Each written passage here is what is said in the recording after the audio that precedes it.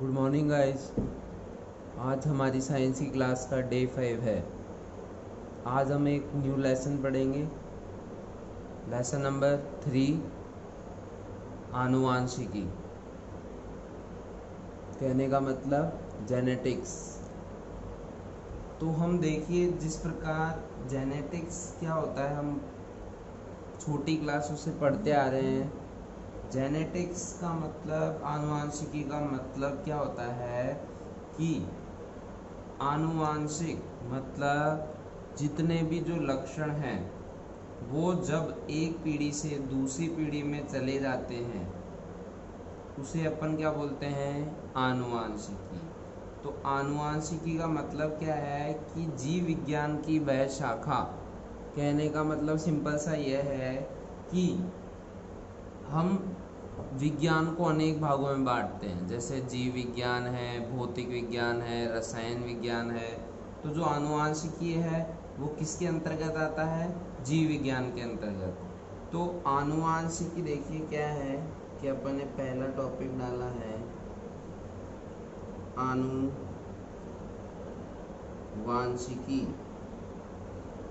आनुवांशिकी क्या होता है कि जीव विज्ञान की वह शाखा,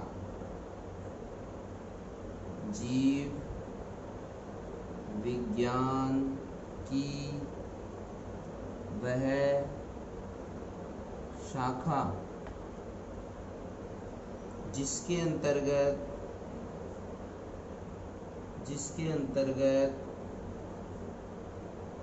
जीव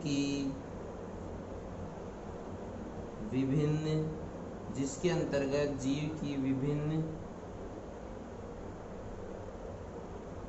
या फिर अपन ऐसे बोल सकते हैं विभिन्नताओं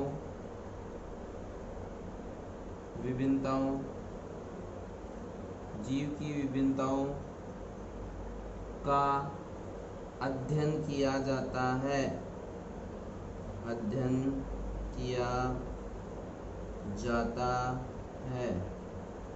उसे अपन क्या बोलते हैं, आनुवांशिकी कहते हैं। अब इसको थोड़ा जो अपनी लैंग्वेज में अगर समझना चाहें तो सिंपल सी ये बात है कि अगर एक माता पिता हैं तो उनके होने वाला जो पुत्र है या पुत्री है, तो उनके अंदर क्या क्या विभिन्नताएं पाई जाती है, उनका अध्ययन करना क्या कहलाता है, आनुवांशिकी। ठीक है। अब ये जो आनुवांशिकी नाम है वो आया कहाँ से, देखिए जो आनुवांशिकी शब्द है,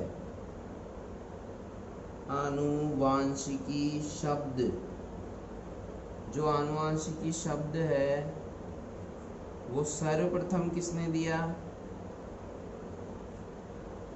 बैटसन नामक वैज्ञानिक ने। कब दिया, 1905 में दिया। अब देखो सिंपल सी बात यह है, अब ये तो थी क्या, आनुवांशिकी। अब हम किसकी बात करते हैं, हमने ऐसे बोला कि जीवों की विभिन्नताओं का अध्ययन किया जाता है। विभिन्नताओं का मतलब विभिन्नता आती कैसे हैं कि जब एक पीढ़ी से दूसरी पीढ़ी में जब लक्षण जाते हैं तो उन लक्षणों के कारण ही क्या आती है, विभिन्नताएं आती है। ठीक है।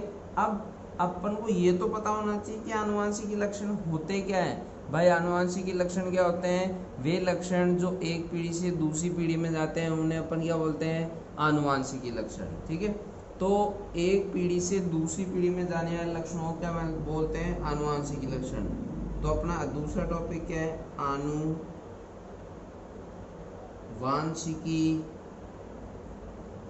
लक्षण। ठीक है। तो अपन क्या बोलेंगे, वे लक्षण जो जनक पीढ़ी से संतति पीढ़ी में स्थानांतरित होते हैं, ठीक है, देखो अपन ने क्या लिखा, वे लक्षण जो जनक पीढ़ी से संतति पीढ़ी में स्थानांतरित होते हैं उसे अपन क्या बोलते हैं, आनुवांशिकी लक्षण, आनुवांशिकी लक्षण कहते हैं। ठीक है, अब एक इसी का मतलब सेम ये जो आनुवांशिकी लक्षण है उसके जैसा ही एक छोटा सा टॉपिक है, वो सेम है वैसे तो इसी का, वंशागति। देखो नाम से ही पता लग रहा है, वंशागति मतलब वंश में बढ़ोतरी, या हम ऐसे बोल सकते हैं वंश में गति, वंशागति। ठीक है, तो कहने का मतलब सिंपल सा ये पहले वाली चीज ही है कि जो जनक पीढ़ी से संतति पीढ़ी में स्थानांतरित होते हैं वह लक्षण क्या कहलाते हैं, आनुवांशिकी लक्षण। तो वंशागति क्या होती है, आनुवांशिकी लक्षणों का जनक पीढ़ी से आनुवांशिकी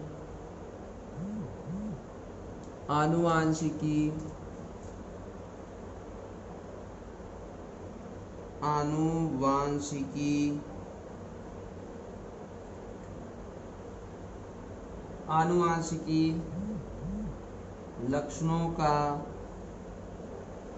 जनक पीढ़ी से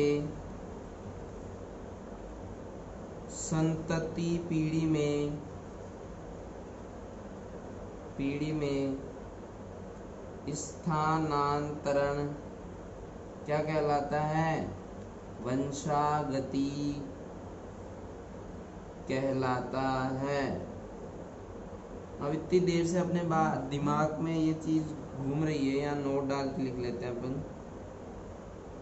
दो चीज अपन ने अभी सुनाई दी, एक तो क्या आती है जनक पीढ़ी, और दूसरी क्या आती है संतति पीढ़ी। ठीक है, ये दो चीज अपन ने सुनाई दे रही है बार बार। तो जनक पीढ़ी देखो, जन्म देने वाली,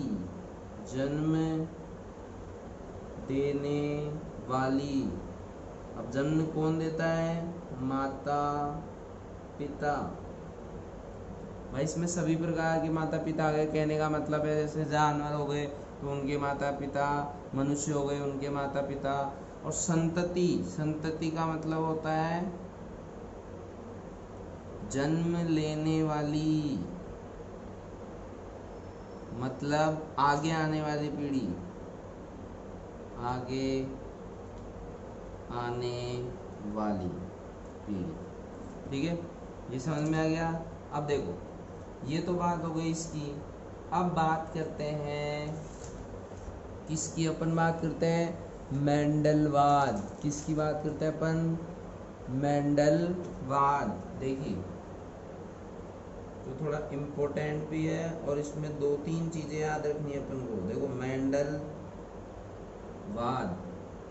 अब मेंडलवाद का मतलब मेंडल के बारे में अपन पढ़ेंगे। ठीक है, इसको इंग्लिश में क्या बोलते हैं, मेंडेलिज्म, मेंडलवाद।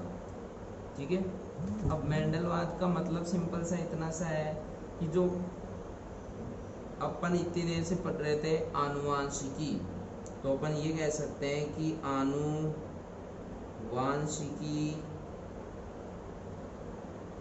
के जो जनक हैं वो कौन है, ग्रेगर जॉन मेंडल।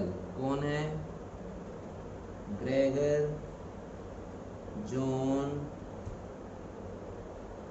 मेंडल। कौन है, ग्रेगर जॉन मेंडल।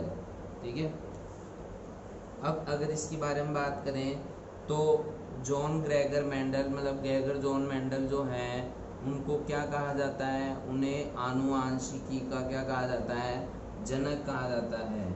अब अगर इसकी बात करें तो इनका जो जन्म हुआ था वो कहाँ हुआ, पहले तो अपन अगर सन की बात करें तो कब हुआ, 22 जुलाई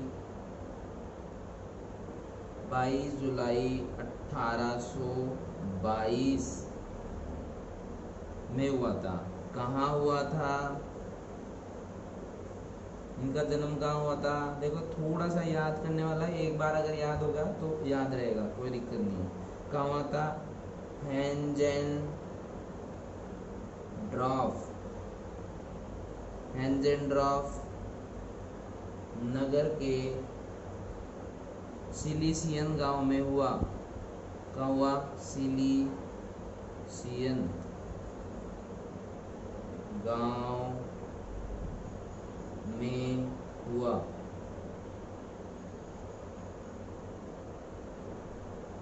और अगर आगे की बात करें तो सन, छोटे छोटे पॉइंटों के रूप में लिखेंगे, सन 1842 में उन्हें क्या प्राप्त हुई?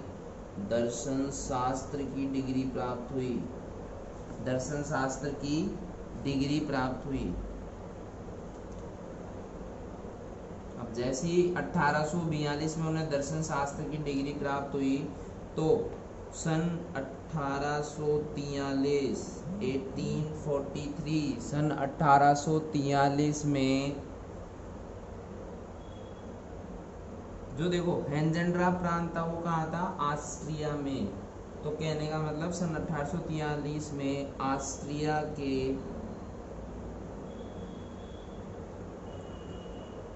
ब्रुन नामक शहर में उन्हें पादरी की उपाधि दी गई। भाई पादरी तो आप सब जानते हो, पादरी क्या होते हैं? जैसे अपने मंदिरों के अंदर क्या होते हैं? पुजारी होते हैं, ठीक है। या फिर जैसे और धर्मों की बात करें तो जहाँ जो पूजा करने वाले होते हैं, है ना। या फिर अपन क्या नाम है, मुसलमानों के चले जाएं तो उनके जो पूजा करने वाले होते हैं, उसी प्रकार जो ईसाई धर्म होता है उसमें जो उनके पूजा करने वाले होते हैं उन्हें क्या बोलते हैं? पादरी, ठीक है।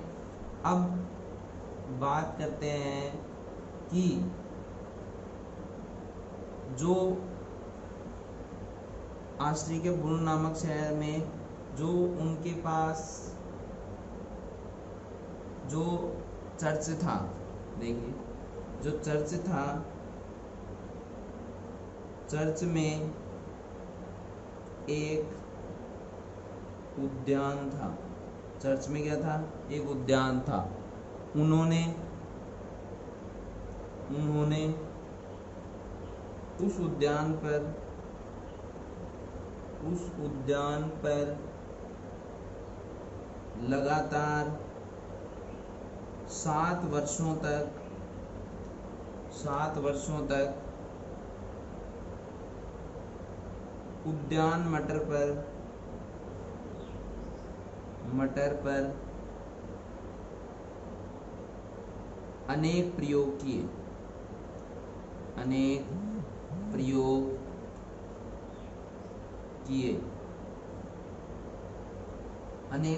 किए।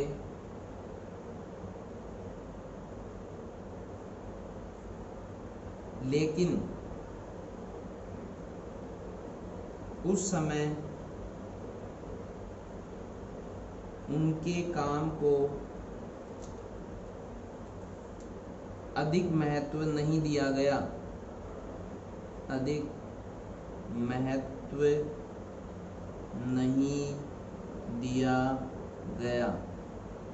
अब एक इसी के अंदर अगर छोटे से टॉपिक को अपन पढ़ना चाहें तो एक छोटा सा टॉपिक है कि मेंडल की पुनर्खोज। ये लास्ट टॉपिक है आज का अपना, मेंडल की पुनर्खोज। जब मेंडल के काम को कोई नहीं जानता था तो उनकी जब मृत्यु हो गई, कब हुई थी उनकी मृत्यु? 1884 में।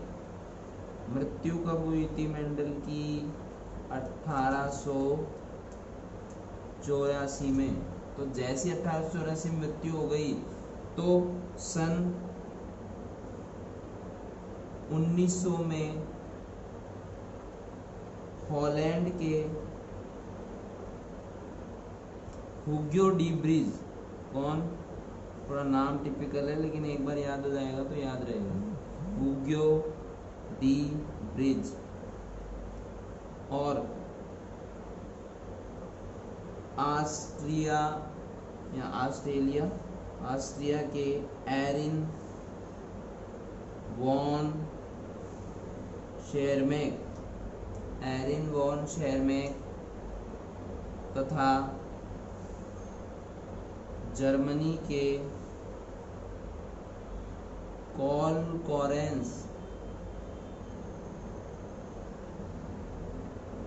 कोरेंस ने मेंडल के नियमों की पुनर्खोज की गई। अपन को इसमें क्या याद रखना है, अपन को इतनी सी चीज़ याद रखनी है कि ये जिन्होंने पुनर्खोज की थी उनके नाम याद रखने हैं अपन को। ये पुनर्खोज जिसने की थी, मेंडल की जो पुनर्खोज की थी उसके ये नाम सारे याद रखने हैं अपन को कि मेंडल की पुनर्खोज किस वैज्ञानिक ने की थी। ठीक है, ये थी आज की क्लास। अपन ने क्या पढ़ा कि लेसन जो 3 है उसका जो आनुवंशिकी पार्ट है वो अपन ने पढ़ा है। कल हम इसके बारे में आगे जानकारी करेंगे। कल हम पढ़ेंगे कि जो मेंडल था कि उसकी जितने भी नियम थे वो जब दिए गए तो वो सफल ही क्यों हुआ, असफल क्यों नहीं हुआ, तो उसकी सफलता के कारण पढ़ेंगे। और उसने मटर के पादप का चयन क्यों किया, उसके मटर के पादप के कौन कौन से लक्षण थे, तो इसके बारे में पढ़ेंगे। ठीक है, आज की ये थी क्लास। Thank you guys.